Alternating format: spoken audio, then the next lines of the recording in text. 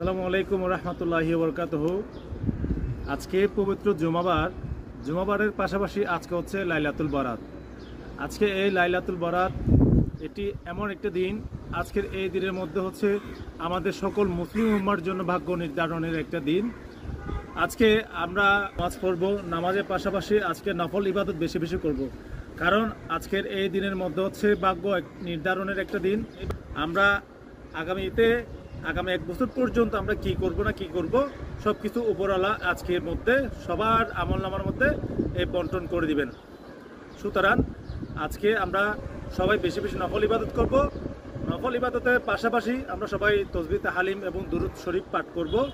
আরেকটা জিনিস আমি আপনাদেরকে জানিয়ে দিতে চাই, সম্প্রতি কিছু কিছু হুজুর ওনারা বলে কি রাতের মধ্যে হালুয়া রুটি খাওয়া যায় না, তারপরে ওই মাংস খাওয়া যায় না। আমি ওনাদের উদ্দেশ্যে বলবো, আমরা যে রমজান মাসে যে ছোলা মুড়ি পেঁয়াজু ইত্যাদি এগুলো যে খাই, এগুলো আপনি কোথায় জায়েজ পাইছেন আমার একটু বলবেন। সুতরাং আমাদের আজকে এই দিনের মধ্যে আমরা যারা নফল ইবাদত করব, আমরা আমাদের পরিবারের মধ্যে পরিবার পরিজন মিলে আমরা ভালো কিছু খাওয়ার জন্য আমরা চেষ্টা করি।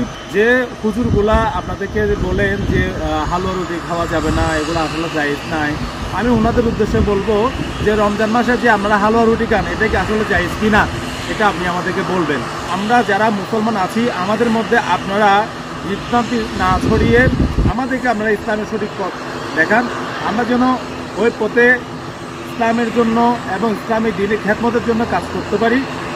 আমরা ম্যাক্সিমাম সময় কিছু হুজুর আছেন, ওনারা নানান ধরনের আপনারা আমাদেরকে ফতোয়া দিয়ে থাকেন।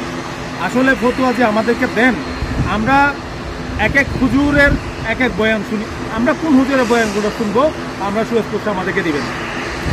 আমি ব্যক্তিগতভাবে মনে করি আমাদের আকীদাগত আহলে সুন্নাত ওয়াল জামাতের যে মতাদর্শী হুজুরগুলো আছেন, আমরা বিশেষ করে ওনাদের যে ফতোয়াগুলো দেন আমরা ওইটা মেনে চলি এবং মেনে চলার চেষ্টা করি। সুতরাং আমাদের মুসলিম ভাই ও বোনরা আপনারা যারা আছেন, আমরা সবাই আহলে সুন্নাত ওয়াল জামাতের আকীদা অনুসারে আমাদের আহলে সুন্নাত ওয়াল জামাতের সুন্নি যে হুজুরগুলো আছেন ওনাদের ফতোয়াগুলো শুনবেন, ওদের ইসলামকে এবং ইসলামের জন্য আপনারা কাজ করে যাবেন, খেদমত করে যাবেন। তাছাড়া অন্য কোনো বক্তা অন্য কোনো হুজুরদের যে ওয়াজ নসিহত যে করে থাকেন, তারা সকালে বলে এক কথা, বিকালে বলে এক কথা, রাতে বলে এক কথা। ইসলাম তো সকালে বিকালে রাতে তো কোনো ধরনের কথা বলতে না করতে। ইসলামের কথা হচ্ছে আপনি যেটা সঠিক ওইটাই বলবেন। আমাদের সাধারণ মুসলমান যারা আছে ওনাদেরকে আমাদের ইসলামে দাওয়াত পৌঁছিয়ে দিবেন। যারা বলে ইসলামে হালুয়া রুটি খাওয়া জায়েজ নাই, ওনাদের কথা না শুনে আপনারা আমাদের পরিবারে আমরা আজকে এই দিনে বেশি বেশি করে হালুয়া রুটি খাবেন।